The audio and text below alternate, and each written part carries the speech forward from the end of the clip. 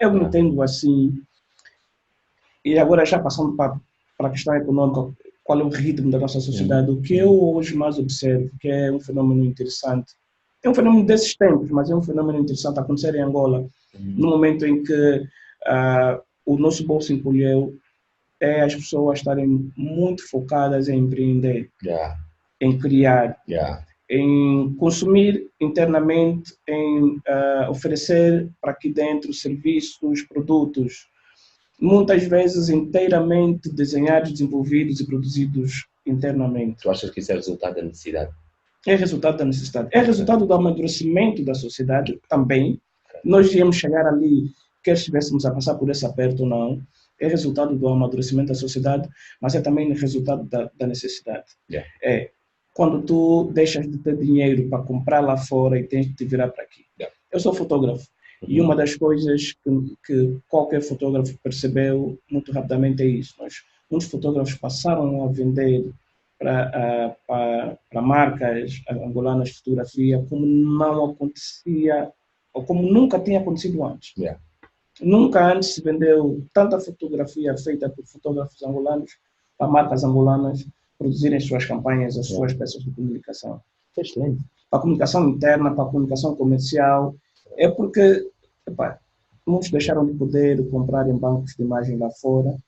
Muitos passaram a considerar que era melhor uma imagem mais autêntica do país, porque o país também procura isso, essa questão de eu preciso de me reconhecer. Eu não quero ver uns negros quaisquer que parecem quenianos ou americanos. Eu quero ver alguém que realmente tenha... A cara é familiar. Okay? Eu parece que já vi essa cara em algum lugar. O problema de se comprar fotografias em banco de imagens é isso, é que aquilo está dependendo do contrato, está disponível para outras marcas. Então nós vemos exatamente os mesmos modelos, as mesmas fotografias na banca, nas bebidas, em todo o sítio.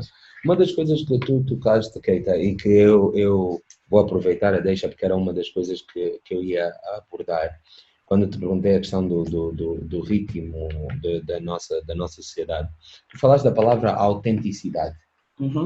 É a autenticidade uma coisa bem aceite na nossa sociedade? Não, ainda não.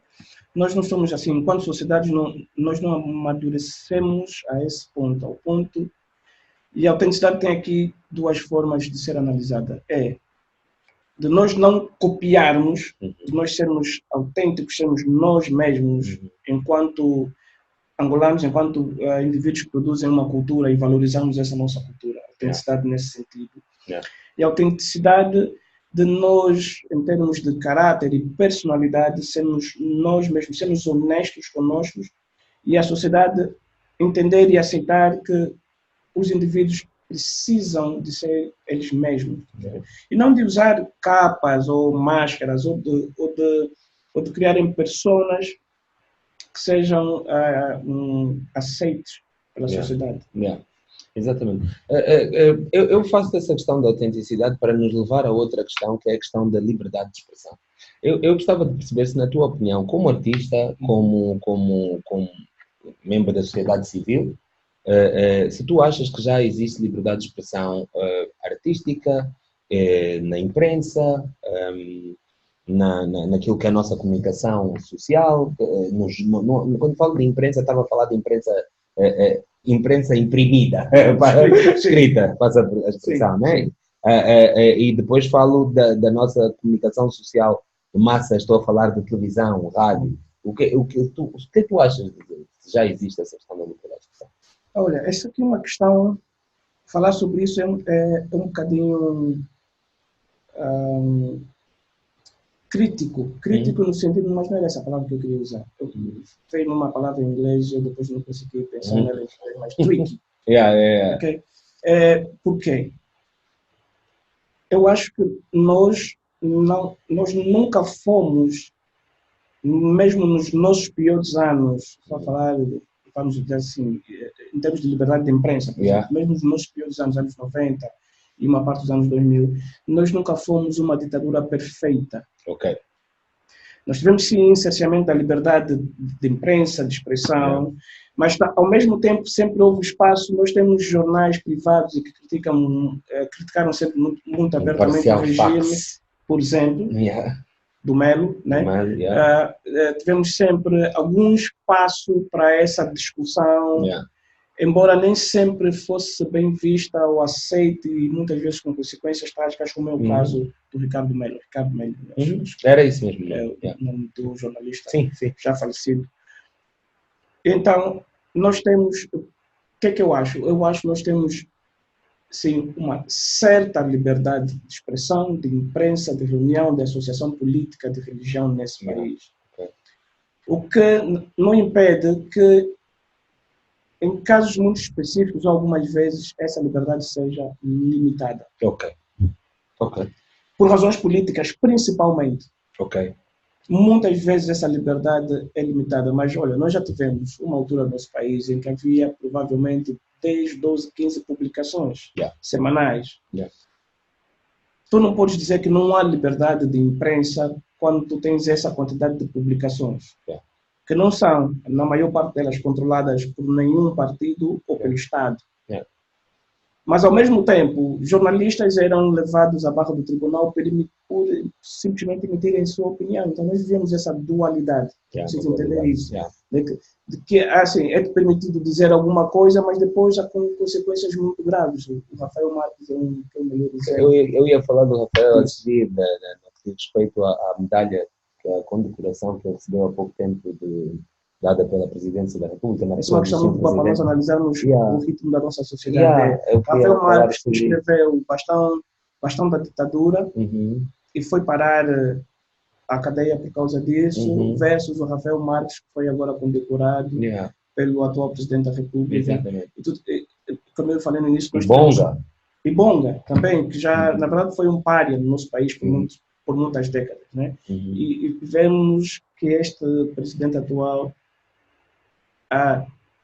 vou dizer assim, a reverter alguma da cultura política que nós temos no nosso país, que é da intolerância. De não aceitarmos o outro, de não aceitarmos que existem indivíduos que até são do nosso seio, mas que pensam diferente, que têm o direito de pensar diferente, porque nenhuma sociedade, nenhuma civilização se desenvolveu sem o contraditório, sem gente a pensar diferente, sem exatamente o confronto que surge dessa diferença. Essa diferença é que traz o desenvolvimento. É como nós falamos em economia como a concorrência. Né? Fala-se muito do livre mercado, da livre concorrência. Todo mundo acredita que a livre concorrência, o livre mercado trazem desenvolvimento. Ou seja, o mercado devia ditar quem sobrevive. Quem sobrevive porque oferece o melhor produto, ao melhor preço, da melhor forma ao seu cliente. Quando tu falas da questão da intolerância, eu tenho 2 ou 3 questões sobre a questão da intolerância. Uma delas, como estamos no fórum político, vou entrar por aí, mas depois vamos caminhar para a intolerância mesmo dentro do seio das famílias. E o que eu quero falar da intolerância a nível político, muito me espantou a nomeação de Alberto Costa para presidente da UNITA.